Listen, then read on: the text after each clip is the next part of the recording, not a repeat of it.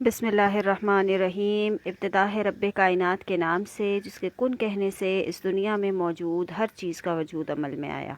अनगिनत दुरूद व सलाम आक़ाए दो जहाँ सरवर कायनात ख़ातिमुन नबिय्यीन मोहम्मद मुस्तफ़ा सल्लल्लाहु अलैहि व आलिहि वसल्लम पर, जिन पर ख़ुद रब्ब कायनात ने दुरूद व सलाम भेजा। अस्सलामु अलैकुम व रहमतुल्लाहि व बरकातुहू। हुस्न रमज़ान ट्रांसमिशन सेगमेंट तफसीर क़ुरआन। मैं हाफ़िज़ा आयशा अहमद आपके साथ मौजूद हूँ। अल्हम्दुलिल्लाह रब्बिल आलमीन। आज हम 25वें रोज़े में दाखिल हो चुके हैं और कुछ ही दिन रह गए हैं कि ये माह मुबारक, ये मुबारक महीना हमसे जुदा हो जाएगा। लेकिन हमें इन कुछ ही दिनों में ख़ुद से ये वादा करना है, अल्लाह रब्बुल इज़्ज़त के हुजूर हाथ उठाकर ये दुआ मांगनी है कि जिस तरह इस माह मुबारक में हम अपनी इबादत, अस्कार, अल्लाह रब्बुल इज़्ज़त के हुजूर हाज़री, आका करीम सल्लल्लाहु अलैहि वसल्लम की बारगाह में दुरूद पाक के नजराने और अपने अमल के ज़रिए से ये कोशिश करते हैं कि अल्लाह रब्बुल इज़्ज़त हमारी इबादत को अपनी बारगाह में कबूल फ़रमाए, हमारे रोज़ों को अपनी बारगाह में कबूल फ़रमाए और हमें तौफ़ीक़ अता फ़रमाए कि हम उसके दीन पर, आका करीम सल्लल्लाहु अलैहि वसल्लम की तालीमात पर कारबंद रह सकें।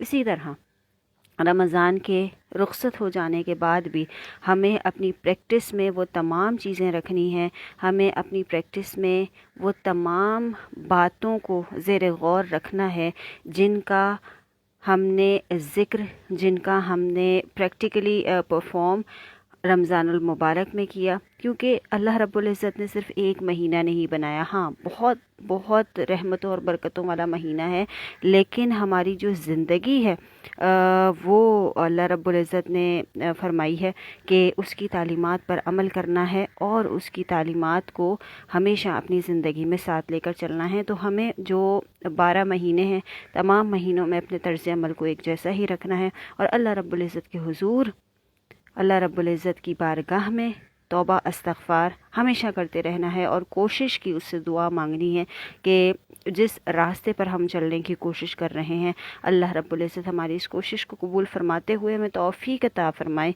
कि हम उसके रास्ते पर चल सकें। आमीन। आज बढ़ते हैं जनाब 24वें पारे की तरफ और 24वें पारे के आगाज़ में सूरह ज़ुमर है। अल्लाह रब्बुल इज़्ज़त इंसानों के 2 फ़रीक़ का ज़िक्र कर रहे हैं, 2 ग्रुप्स का ज़िक्र कर रहे हैं। वो 2 ग्रुप्स कौन कौन से हैं? एक ग्रुप वो है जो कि काफिरों का ग्रुप है, जो अल्लाह रब्बुल इज़्ज़त के अहकामात की नफ़ी करता है, अंबियाए कराम को क़त्ल करता है, अंबियाए कराम की बातों की ख़िलाफ़ वर्जी करता है, अल्लाह ताला के हुक्म की तामील नहीं करता। और दूसरा ग्रुप वो है जो मनो अन अंबिया पर भी ईमान ले आता है, अल्लाह रब्बुल इज़्ज़त की तालीमात पर भी ईमान ले आता है। अल्लाह रब्बुल इज़्ज़त ने जो अहकामात नाजिल फरमा दिए हैं ना, उनमें कोई यस और नो नहीं है, उनमें कोई किसी किस्म की कोई सवाल जवाब की गुंजाइश ही नहीं है, कोई अपना एक्सपीरियंस रखने की ज़रूरत ही नहीं है। अल्लाह रब्बुल इज़्ज़त के अहकाम पे सवाल उठाने का हक़ इंसान को नहीं है। अल्लाह रब्बुल इज़्ज़त की ज़ात ने हमें एक एग्ज़ाम्पल दी है शैतान की। शैतान अल्लाह रब्बुल इज़्ज़त का सबसे इबादत गुज़ार फ़रिश्ता था। ज़मीन का कोई ऐसा कोना नहीं था जहाँ पर उसने अल्लाह रब्बुल इज़्ज़त के हुजूर सजदा ना किया हो, उसके अहकामात को बजा ना लाया हो। लेकिन कौन सी एक ऐसी चीज़ थी जिसकी वजह से वो मरदूद करार दिया गया? इबादत तो उसके पास बहुत ज़्यादा थी, बेइंतहा इबादत करता था वो और अपने आप को तमाम फरिश्तों से बढ़तर भी समझता था। कौन सी ऐसी चीज़ थी? अल्लाह रब्बुल इज़्ज़त के हुक्म की तामील ना करना। अल्लाह रब्बुल इज़्ज़त ने जो जिस बात का हुक्म दिया है उससे मना करना। शैतान इस वजह से मरदूद हुआ। अल्लाह रब्बुल इज़्ज़त ने आदम अलैहिस्सलाम को सजदा करने का हुक्म दिया था, उसके ईमान को इस तरह से अल्लाह रब्बुल इज़्ज़त ने टेस्ट किया था कि ये मेरा हुक्म मानता है या नहीं मानता। उसकी इबादत उसके मुंह पे मार दी गई, उसको जन्नत से बेदखल कर दिया गया, उसको मरदूद करार दे दिया गया। अल्लाह रब्बुल इज़्ज़त के मुकाबले पर वो आ गया, अल्लाह रब्बुल इज़्ज़त के मुकाबले पर वो आ गया सिर्फ़ एक बात के इनकार से। तो अल्लाह रब्बुल इज़्ज़त के अहकामात जो हैं उन पर عمل کرنا بہت زیادہ ضروری ہے. عبادات ایک سائڈ پر ہے، لیکن جب جو حکم آ گیا اس پر عمل کرنا ہے. اس پہ آپ کو کوئی ایکسکیوزز نہیں دینے، وہ ایکسکیوزز ایکسیپٹیبل نہیں ہوں گے، کیونکہ یہ اللہ رب العزت کا حکم ہے اور اس کو ماننا ہم پر فرض ہے، ہمارے لیے ضروری ہے. کوئی یس اور نو کی گنجائش نہیں بچتی ہے. یہ اگزامپل اگر ہم اپنے ذہن میں رکھ لینا تو شاید ہم یہ جو الٹے سیدھے سوال کرتے ہیں نا دین کے معاملے میں، ان سے ہم کوسوں دور ہو جائیں. اس کے بعد اللہ رب العزت کیا فرما رہے ہیں؟ اللہ رب العزت اپنے بندوں پر انتہائی مہربان اور شفیق ہیں. اللہ رب العزت فرماتے ہیں کہ رحمت کا دروازہ جو ہے نا اور توبہ کا دروازہ جو ہے وہ ہمیشہ کھلا ہے. تم جب اللہ رب العزت سے یعنی کہ مجھ سے رحمت طلب کرو گے نا، تم توبہ قبول کرو گے نا کہ یا اللہ ہم تیرے گناہگار بندے ہیں، تو نے انسان کو بنایا ہی خطا کا پتلا ہے، ہم گناہ کرتے ہیں لیکن ہم تیری طرف رجوع کرتے ہیں، ہم تجھ سے معافی مانگتے ہیں. جب آپ معافی مانگیں گے نا بار بار، اللہ رب العزت کو بہت پسند ہے انسان کا معافی مانگنا، عاجزی اور انکساری کا مظاہرہ کرنا. تو اللہ رب العزت فرماتے ہیں میرا بندہ جتنی دفعہ مجھ سے معافی مانگے گا میں اس کو معاف کروں گا، کیونکہ یہ میری صفت ہے. اللہ رب العزت خوش ہوتے ہیں اس بات پہ. کیا ہم نہیں چاہتے کہ ہم جس سے محبت کرتے ہیں، ہم جس کے بندے ہیں، ہم اس سے مانگیں اور وہ ہم سے خوش ہو؟ تو اللہ رب العزت فرماتے ہیں غلطی انسان سے ہوتی ہے، انسان خطا کا پتلا ہے، لیکن اگر وہ غلطی کے بعد توبہ کر لیتا ہے تو اس کے لیے توبہ اور میری رحمت کے دروازے ہمیشہ کھلے ہیں. چھوٹے سے بچے بن جائیے اللہ رب العزت کے سامنے، یا اللہ ہو گئی غلطی ہم سے، ہم گناہ گار ہیں، ہم خطا کار ہیں، آپ اپنی رحمت کے وسیع ہونے کے صدقے ہمیں بخش دیجیے. آپ دیکھیے گا اللہ رب العزت آہستہ آہستہ اس غلطی، اس گناہ کی توفیق جو ہے نا کرنے کی، وہ آپ سے چھین لے گا، ختم ہو جائے گی. وہ جو آپ کی کوشش ہوگی نا کہ آپ اپنی اس غلطی کو سدھاریں، وہ سدھر جائے گی انشاءاللہ. اللہ سے توبہ مانگتے رہیے، کیونکہ اللہ نے قرآن مجید میں بار بار فرمایا ہے کہ اس کی توبہ اور رحمت کا دروازہ ہمیشہ کھلا ہے. اس کے بعد اللہ رب العزت یہاں پر قیامت کی ہولناکیوں کا تذکرہ فرما رہے ہیں کہ قیامت کا دن کتنا بھاری دن ہوگا ان لوگوں کے لیے جنہوں نے دنیا میں لگژریسٹ لائف کو چوز کیا. دنیا ایک مسافر خانہ ہے. اللہ رب العزت نے ہمیں یہاں پر کچھ دن کے قیام کے لیے بھیجا ہے، اور یہ زندگی اللہ رب العزت کی امانت ہے. اور حدیث میں آتا ہے کہ وہ شخص جو کہ امانت میں خیانت کرتا ہے وہ منافق ہے. آپ سوچیں، امانت میں خیانت صرف آپ کے پاس کسی نے کوئی چیز رکھوائی ہے اس کی نہیں ہوتی ہے. آپ کی اپنی زندگی، آپ کی اپنی جان بھی امانت ہے. آپ اس میں خیانت نہیں کر رہے. آپ اس زندگی میں جو دینے والا ہے اس کے ساتھ خیانت نہیں کر رہے. جو آپ کو عطا کر رہا ہے، فار ایگزامپل ہم ایک اپنے گھر میں میڈ رکھتے ہیں، اور وہ میڈ جو ہے وہ پیمنٹ ہم سے لے رہی ہے، سیلری ہم سے لے رہی ہے، اور جا کر پڑوسیوں کا کام کر کے آ رہی ہے. تو کیا ہم اس کو اپنے گھر میں کام پہ رکھیں گے؟ کبھی بھی نہیں رکھیں گے، کیونکہ ہمارا ظرف نہیں ہے. تو اللہ رب العزت جس نے ہمیں تخلیق کیا، جس نے ہمیں سانسیں دی، جس نے ہمیں اتنی زبردست خوبصورت زندگی دی، کھانے کو دیا، پینے کو دیا، عزتوں سے نوازا، اپنے ذکر کرنے سے نوازا، ہم اس کے ساتھ بے ایمانی نہیں کر رہے. ہم دوسروں کو اس کے ساتھ شریک ٹھہرا کے جن کاموں سے اس نے منع فرمایا ہے وہ کام کر کے کیا ہم اس کے ساتھ شریک نہیں ٹھہرا رہے؟ سوچیں اس پوائنٹ کو کہ ہم کہاں کھڑے ہیں. تو قیامت کی ہولناکیوں کا اللہ رب العزت نے ذکر کیا ہے، اور اسپیشلی یہاں پر اللہ رب العزت نے جھوٹ بولنے والوں پر لعنت فرمائی ہے. ہم چھوٹی چھوٹی باتوں پہ کتنا جھوٹ بول دیتے ہیں.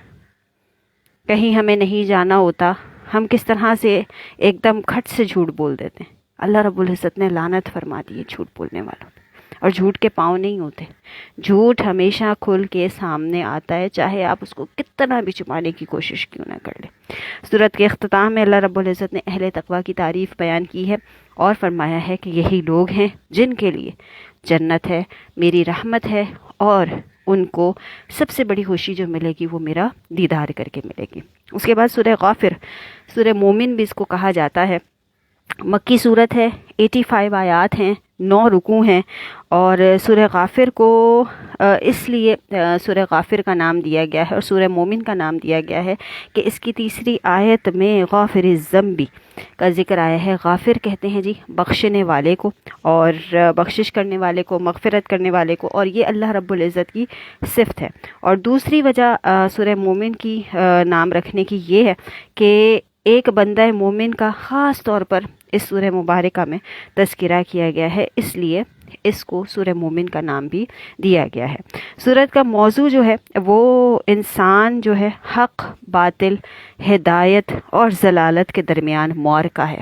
انسان کی زندگی جو ہے وہ حق و باطل، ضلالت اور دنیا میں گزارے گئے لمحات جو اس نے گزارے ہیں ہدایت کے ساتھ، ان کے درمیان ایک معرکہ ہے، یعنی کہ وہ چوز کرتا ہے اپنی فیلڈ کو۔ جیسے ہم پڑھائی کے بعد بہت سی فیلڈز کو جوائن کرتے ہیں نا، چوز کرنے کی کوشش کرتے ہیں کہ نہیں یار میرے اتنے مارکس آئے ہیں تو میں اس فیلڈ میں جا سکتا ہوں، اتنے نمبر سے میں رہ گیا تو میرا میڈیکل میں ایڈمیشن نہیں ہو سکتا، بہت محنت کرتے ہیں۔ تو انسان کی زندگی کا سب سے بڑا معرکہ کیا ہے کہ وہ حق و باطل میں کون سی فیلڈ کو سلیکٹ کرتا ہے۔ اگر وہ حق کو سلیکٹ کرتا ہے تو دنیا میں بھی کامیابی ہے اور آخرت میں بھی کامیابی ہے، اور اگر باطل کو سلیکٹ کرتا ہے تو دنیا میں بھی ذلیل و خوار ہے اور آخرت میں بھی اس کا کوئی ٹھکانہ نہیں ہے۔ اس کے بعد اللہ رب العزت نے قرآن مجید کا دائمی معجزہ جو ہے، قرآن مجید کو اللہ رب العزت نے دائمی معجزہ قرار دیا ہے، اس سے سورہ مبارکہ کا آغاز ہوتا ہے، اور اللہ رب العزت کہتے ہیں کہ یہ تازہ اور زندہ کلام ہے، یعنی کہ 1400 سال پہلے جس کا نزول ہو گیا، اگر ہم آج اس کو پڑھتے ہیں تو ہمیں ایسا لگتا ہے کہ یہ ہماری ہی بات کر رہا ہے، یہ ہم سے ہی کلام کر رہا ہے، ہمیں ہی بتا رہا ہے کہ تمہارا پاسٹ جو تھا اس میں تم نے یہ غلطیاں کی، ان کو سدھار لو، تمہارا یہ حال ہے، تم اس طرح سے اپنی زندگی گزارو، اور اگر حال میں اس طرح کی زندگی گزارو گے ماضی سے سیکھ کر تو مستقبل میں تمہارے لیے اعلیٰ مقام ہے۔ تو اللہ رب العزت نے اس سورہ مبارکہ میں یہاں پر ان آیات کی بدولت ان باتوں کو بیان فرمایا ہے۔ اس کے بعد اللہ رب العزت ایک ہی آیت میں اپنی 4 صفات بتا رہے ہیں، بیان فرما رہے ہیں۔ وہ کون کون سی صفت ہے؟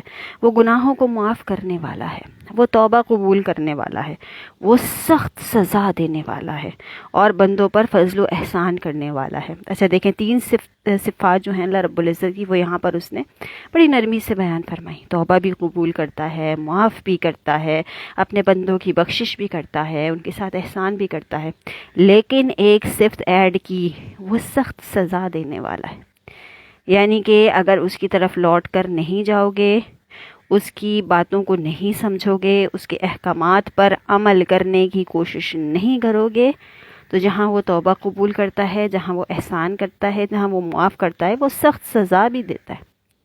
ماں ہے نا، ماں بہت پیار کرتی ہے اپنے بچے سے، لیکن جب وہ غلطی کرتا ہے تو وہ اس کو سزا دیتی ہے، اور اگر ماں کی یہ صفت ہے، اگر کوئی دوسرا اس کے بچے کو ڈانٹے یا پوائنٹ آؤٹ کرے تو ماں برداشت نہیں کرتی۔ تو اللہ رب العزت تو 70 ماؤں سے بڑھ کر اپنے بندے سے محبت کرتا ہے۔ اللہ کی شان، اللہ اکبر۔ اللہ تعالی ہمیں توفیق عطا فرمائے۔ اس کے بعد اللہ رب العزت یہاں پر اہل ایمان کے لیے فرشتوں کی دعاؤں کا تذکرہ کریں۔ اللہ اکبر، یعنی کہ جو اللہ رب العزت کے احکامات پر عمل کرتے ہیں، جو اللہ رب العزت سے محبت کرتے ہیں، فرشتے بھی ان کے لیے دعائیں کرتے ہیں۔ اللہ تعالی ہمیں ان لوگوں میں شامل فرما دے، آمین آمین۔ کہا جاتا ہے کہ حملۃ العرش، یعنی کہ عرش اٹھانے والے جو فرشتے ہیں، ان کو یہ شرف حاصل ہے کہ وہ عرش کا، اللہ رب العزت کے عرش کا احاطہ کیے ہوئے ہیں، اور یہ ہمیشہ اللہ رب العزت کی تسبیح بیان کرتے رہتے ہیں۔ اللہ رب العزت سے وہ دعا کرتے ہیں کہ جو تیری راہ میں یہ تیرا بندہ نکلا ہے یا تیری بندی نکلی ہے، تیری عبادت میں بھی مشغول رہتی ہے اور تیرے حکم کی بھی تعمیل کرتی ہے، جو بات تو نے اس تک پہنچا دی ہے اس بات کو وہ دوسروں تک پہنچانے کی کوشش کرتی ہے عمل کرنے کے ساتھ ساتھ، تو اے رب العزت اس کی بخشش فرما دے، اس پر اپنا رحم فرما دے، اسے دوزخ سے بچا لے، اسے دائمی باغات والے جنت میں داخل فرما دے۔ اس کے آباء و اجداد میں جو بھی نیک ہیں ان کو بھی جنت میں داخل فرما دے، اس کو اپنے عذابوں سے بچائے رکھ جس طرح سے تو نے گمراہوں پر اپنا عذاب کیا، اور اس کی حفاظت کی ذمہ داری تو اپنے ذمے لے لے۔ یہ فرشتے اللہ رب العزت سے دعا کر رہے ہیں اس بندے کے لیے جو کہ اللہ رب العزت کے احکامات کو بجا لانے کی کوشش کرتا ہے۔ اچھا، کوشش کا لفظ اور توفیق کا لفظ میں بار بار استعمال کرتی ہوں کیونکہ ہم صرف کوشش کر سکتے ہیں، ہم یہ نہیں کہہ سکتے کہ ہم پریکٹیکلی 100% احکامات پر عمل کر رہے ہیں، نہیں، ہم صرف کوشش کر رہے ہیں، اور اس کوشش کو قبول کرنا، حضرت رابعہ بصری کہا کرتی تھی نا کہ اللہ رب العزت نے اگر توفیق دے دی کوشش کرنے کی تو اس کے دربار میں وہ عمل قابل قبول ہے، اس میں کوئی شک ہی نہیں ہے۔ جس کا عمل اس نے قبول نہیں کرنا ہوتا وہ اس کو کوشش کرنے کی بھی توفیق نہیں دیتا۔ اللہ رب العزت ہمیں کوشش کرنے کی توفیق عطا فرمائے، آمین۔ اور پھر اپنے دربار میں اپنی رحمت سے ہمارے ان اعمال کو قبولیت کا شرف عطا فرمائے۔ اس کے بعد اللہ رب العزت قرآن کریم کا ایک خاص اسلوب بیان کر رہے ہیں کہ اللہ رب العزت نے جنت کے بعد جہنم کا ذکر لازمی کیا ہے، یعنی کہ اگر جنت کی ہم طلب کرتے ہیں تو جہنم سے بچنے کی دعا بھی مانگنی ہے ہمیں۔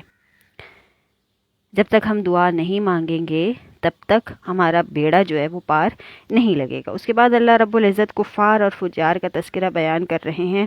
جہنم کے داروغوں کا ذکر اللہ رب العزت نے یہاں پر کیا ہے کہ جہنم کے داروغے جو ہیں وہ قیامت کے دن کہیں گے کہ اے اللہ رب العزت، اتنا سخت عذاب ہے، اتنا سخت عذاب ہے کہ وہ بھی اس چیز سے جو ہے نا وہ ایک دم سے گھبرا جائیں گے۔ جہنم جو ہے اس کا پیٹ کبھی نہیں بھرتا۔ جب جہنم میں لوگ ڈالے جائیں گے تو وہ کہے گی اور علماء کرام فرماتے ہیں کہ اللہ رب العزت اس پر اپنا پاؤں رکھیں گے اور پھر وہ خاموش ہوگی۔ اچھا، یہ پاؤں جو ہے یہ تشبیہ کے لیے کہا گیا ہے، ہمیں نہیں معلوم کہ اللہ رب العزت کی ذات، ہم یہ جانتے ہیں کہ وہ ذات نور ہے، اور وہ کیسا ہے ان سوالات میں بھی پڑھنے کے لیے علماء کرام نے اور منع فرمایا گیا ہے ان تمام چیزوں سے، لیکن وہ پاؤں جو ہے وہ ایک تشبیہ دی گئی ہے۔ تو جہنم جو ہے وہ بڑی خطرناک ہے، اور پھر اللہ رب العزت قیامت کے دن کا تذکرہ کر رہے ہیں کہ اس دن 100% انصاف ہوگا، کسی سے کسی کا حق نہیں چھینا جائے گا، جس نے جو کیا ہے اس کو دکھا دیا جائے گا، بتا دیا جائے گا، اور اس کے مطابق اس کا فیصلہ کیا جائے گا۔ پھر اللہ رب العزت یہاں پر بیان فرما رہے ہیں فرعون کے کردار کو، اور اللہ رب العزت نے یہاں پر ظلم اور سرکشی کے مشہور کرداروں کے نام سے اس کو ٹائٹل دیا ہے، اور فرعون کا کردار اللہ رب العزت بتا رہے ہیں یہاں پر، اور ایک بندہ خاص کا تذکرہ جو ہے وہ خاص طور پر کیا گیا ہے، اور وہ بندہ خاص کون ہے؟ حضرت موسیٰ علیہ السلام۔ ان کا تذکرہ جو ہے وہ خاص طور پر قرآن مجید میں سب سے زیادہ تذکرہ جو ہے وہ موسیٰ علیہ السلام کا آیا ہے، موسیٰ علیہ السلام کا بیان ہوا ہے، اور اللہ رب العزت نے فرعون کے تذکرے کے ساتھ یہاں پر موسیٰ علیہ السلام کا تذکرہ کیا ہے۔ دنیا میں فرعون کے بعد ڈکٹیٹرشپ جو آئی، حکمران جو بنے، انہوں نے کس طرح سے کیا کیا ظلم و ستم کیے۔ ہٹلر کی اگر میں مثال دوں یا دیگر کئی مثالیں ہمارے سامنے موجود ہیں، تو اللہ رب العزت نے ان کا کیا انجام کیا۔ فرعون سے ان کو یہاں پر تشبیہ دی جا رہی ہے، اور پھر فرعون جو ہے اس کا مکالمہ موسیٰ علیہ السلام کے ساتھ کہ دیکھوں تو کہاں ہے موسیٰ کا رب، اور کس طرح سے اس نے ڈیل کیا۔ پھر اللہ رب العزت نے اس کو رہتی دنیا تک عبرت کا نشان بنا دیا۔ اللہ رب العزت ہمارے حال پر رحم فرمائے، اور ہم اپنے اندر جو فرعونیت چھپائے ہوئے ہیں اللہ رب العزت اس کو ہمارے اندر سے ختم فرما دیں، اپنے رحم و کرم کی صفت ہمیں عطا فرما دیں کہ ہم بھی دنیا والوں پر رحم کرنے والے بن جائیں۔ اگر ہم رحم کرنے والے بن جائیں گے نا تو اللہ رب العزت کی ذات ہم پر رحم کرے گی۔ جو ہم کہتے ہیں نا گیو اینڈ ٹیک، تو جو ہم دیں گے وہی ہمیں ملے گا، بندوں سے نہیں۔ بندوں سے کبھی بھی یہ خواہش نہ رکھیں، یہ جستجو نہ رکھیں کہ اگر میں نے بندے کے ساتھ کچھ کیا ہے تو اس کا بدلہ مجھے بندہ دے گا. یہ بہت بڑی غلط فہمی ہے. اللہ رب العزت سے ہمیشہ مانگیں. اللہ رب العزت بہترین نوازنے والے ہیں. اس کے بعد اللہ رب العزت یہاں پر چند نعمتوں کا ذکر کر رہے ہیں، اور ان نعمتوں کا ذکر اللہ رب العزت فرعون کے بعد جو بنی اسرائیل پر اللہ رب العزت نے عطا فرمائی ان کا تذکرہ ہے جی، کہ ناشاکر و متکبر اور ظالموں کا عبرت انگیز انجام جو ہے وہ بھی ایک نعمت ہے اللہ رب العزت کی. نمرود کا انجام اللہ رب العزت نے دکھایا، شداد کا انجام اللہ رب العزت نے دکھایا، فرعون کا انجام اللہ رب العزت نے دکھایا. بہت بڑے نام ہے. قارون کا انجام اللہ رب العزت نے دکھایا. متکبر، ظالم، جابر کبھی بھی نہ لوگوں کے دلوں پر حکمرانی کر سکتے ہیں، نہ اس دنیا پر حکمرانی کر سکتے ہیں، اور نہ آخرت میں ان کے لیے کوئی حصہ ہے. اس کے بعد اللہ رب العزت یہاں پر انسانی تخلیق کے مراحل کو دوبارہ سے بیان کر رہے ہیں کہ انسان تیری اوقات کیا ہے، تو کہاں سے چلا تھا، تو کہاں پہنچ گیا، تجھے پہنچانے والا کون ہے. اس ذات کو پہچان. تیرا اپنا کوئی وجود نہیں ہے. جب تو پیدا ہوتا ہے تب بھی تو کسی قابل نہیں ہوتا، اور جب تو مر جاتا ہے تب بھی تو کسی قابل نہیں ہوتا. تو خود سے اٹھ نہیں سکتا، تجھے لوگ اٹھاتے ہیں. تو خود سے نہا نہیں سکتا، تجھے لوگ نہلاتے ہیں. اللہ اکبر. تیرا نام تجھ سے چھین لیا جاتا ہے، تجھے مردہ کہہ دیا جاتا ہے. تیری قبر پر چند ایک دن کوئی فاتحہ پڑھنے آتا ہے. تو اگر وہ عمل کرے گا جو کہ مجھے مقبول ہے، تو اپنے لیے صدقہ جاریہ اس دنیا میں بنا کر جائے گا تو ہی تیری کشتی پار لگ سکتی ہے، ورنہ کوئی ایسا نہیں ہے جو کہ تجھ تک کوئی ایصال ثواب پہنچا سکے. سوچا کرے، ان باتوں میں غور و فکر کیا کرے کہ انسان ہے کیا. پھر اللہ رب العزت انسان کے 3 ادوار کا تذکرہ کر رہے ہیں: بچپن، جوانی اور بڑھاپا. اللہ رب العزت کو جوانی کی عبادت بڑی پسند ہے، کیونکہ وہ دور جو ہوتا ہے وہ آپ کا بڑا بزی دور ہوتا ہے. پڑھائی، نوکری، دیگر آپ کی خواہشات، جوش، جذبہ، ولولہ سب کچھ ہوتا ہے. اس دور میں آپ نے جو عبادت کر لی، اللہ رب العزت کو وہ عبادت بڑی پسند ہے کہ اتنے ٹف دنیا کے اسکیجول میں سے میرا بندہ میرے لیے وقت نکال رہا ہے، مجھ سے محبت کر رہا ہے. کوشش کریں کہ زیادہ تر وقت اللہ رب العزت کی عبادت میں گزاریں. چلتے پھرتے استغفار پڑھیں، کلمہ پڑھیں، درود پاک پڑھیں. اللہ رب العزت اپنی بارگاہ میں قبول کرنے والا ہے.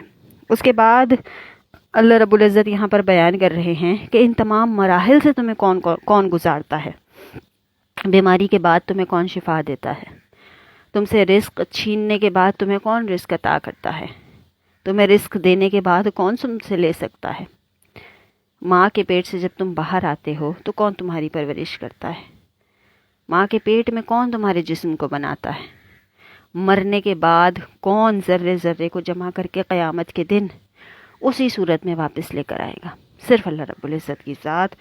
اس کے بعد سورہ حامیم سجدہ ہے جی، اسے سورہ فصلت بھی کہا جاتا ہے، اور اس میں 54 آیات اور 6 رکوع ہیں. اس کی آیت نمبر 3 میں اس کو فصلت کہا گیا ہے، اس لیے اس کا نام حامیم سجدہ اور فصلت رکھا گیا ہے. اچھا جی، فصلت کے معنی ہیں جس میں مضامین، مقاصد، احکامات، وعیدیں اور قصے بالکل واضح ہوں اور کوئی چیز چھپی بھی نہ ہو.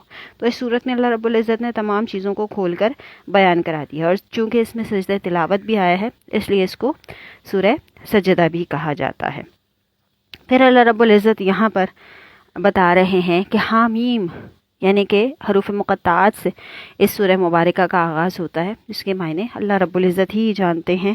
اور ان الفاظ کو اللہ رب العزت نے قرآن کریم کا حسن قرار دیا ہے، یعنی کہ جو لوح قرآنی ہم جسے کہتے ہیں، جسے ہم حروف مقطعات کے نام سے جانتے ہیں، اللہ رب العزت نے ان الفاظ کو قرآن مجید کا حسن قرار دے دیا ہے. حضرت ابن مسعود کی یہ روایت ہے کہ آقا کریم صلی اللہ علیہ وآلہ وسلم نے فرمایا کہ یہ صورتیں جو ہیں، یہ قرآن کا، یہ الفاظ جو ہیں، یہ قرآن کریم کا حسن ہے. اس کے بعد اللہ رب العزت نے قرآن کریم کا مغز کسے قرار دیا ہے؟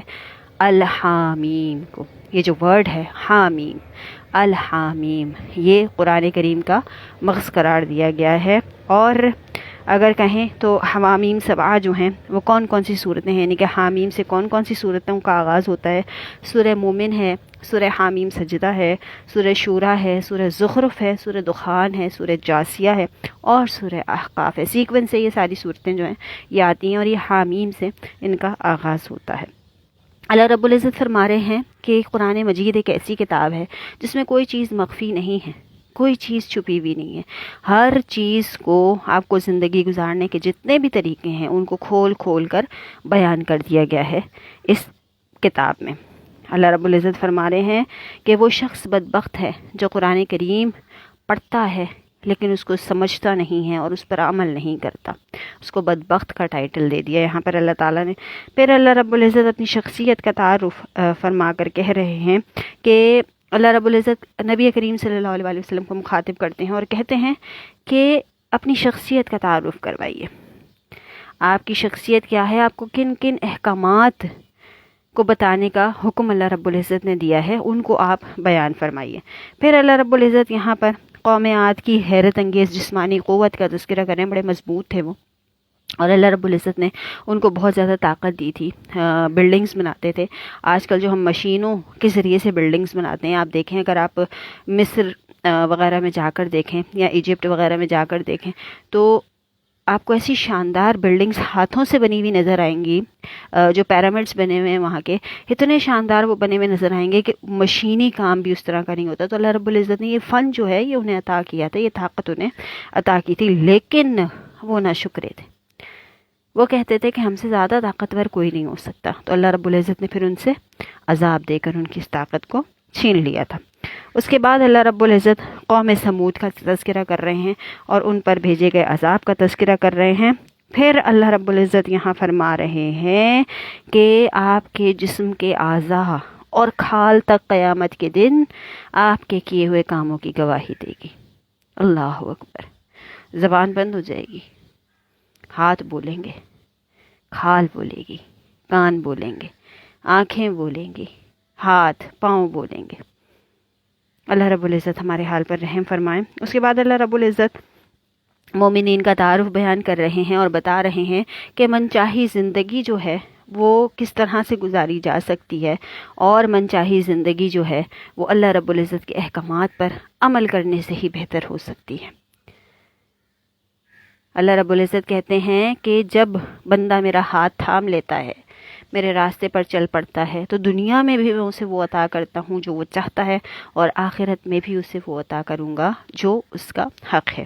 پارے کے اختتام میں اللہ رب العزت فرماتے ہیں جو نیک عمل کرتا ہے سو وہ اپنے لیے کرتا ہے، اور جو برا عمل کرتا ہے سو اس کا وبال اسی پر پڑے گا، اور اللہ رب العزت بندوں پر ظلم کرنے والا نہیں ہے۔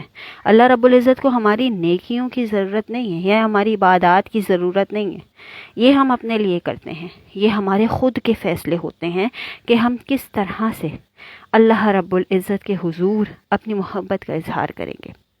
اس کو ہماری عبادات کی ضرورت نہیں ہے، اس کو صرف ہمارے اخلاص کی ضرورت ہے۔ جیسے میں نے شروع میں اگزامپل دی شیطان کی، عبادات بہت تھیں، اخلاص نہیں تھا، احکامات کی پیروی کرنا نہیں تھا۔ اللہ رب العزت ہمیں جج کرتے ہیں احکامات کی پیروی پہ کہ ہم کس طرح سے اس کے بتائے ہوئے راستے پر چل رہے ہیں۔ اللہ رب العزت ہم سب کو توفیق عطا فرمائے کہ ہم اس کے بتائے ہوئے راستے پر چلیں، اور ان لوگوں میں ہمیں شامل نہ فرمائے جن پر ان کا غضب نازل ہوا۔ امید ہے آج کا یہ نشست آپ کو ہمیشہ کی طرح پسند آئی ہوگی۔ ڈاکٹر ماریہ بہت بہت شکریہ، غلام رسول صاحب بہت بہت شکریہ۔ اس کے علاوہ ہمارے ساتھ کون موجود، خان ہمارے ساتھ موجود رہیں، بہت بہت شکریہ جی۔ رضوان علی صاحب بہت بہت شکریہ۔ اور بالکل جی، بس یہی مجھے ٹھیک ہو گیا۔ بہت بہت شکریہ آپ تمام لوگوں کا، جس طرح سے آپ لوگ ساتھ رہتے ہیں۔ وردہ موجود رہی ہمارے ساتھ، بہت بہت شکریہ وردہ، ہمیں اپریشیٹ کرتے ہیں۔ بس کوشش یہی ہے کہ جس مقصد کے تحت اس سلسلے کو اس ماہ مبارک میں رکھا گیا، اللہ رب العزت کو یہ ایک لفظ کسی کے دل پہ اثر کر جائے، وہی ہماری کامیابی ہے۔ انشاءاللہ العزیز کل آپ سے دوبارہ اسی وقت ملاقات ہوتی ہے۔ اپنا بہت خیال رکھیے گا، مجھے اور میری ٹیم کو خاص طور پر اپنی دعاؤں میں یاد رکھیے گا۔ اللہ حافظ۔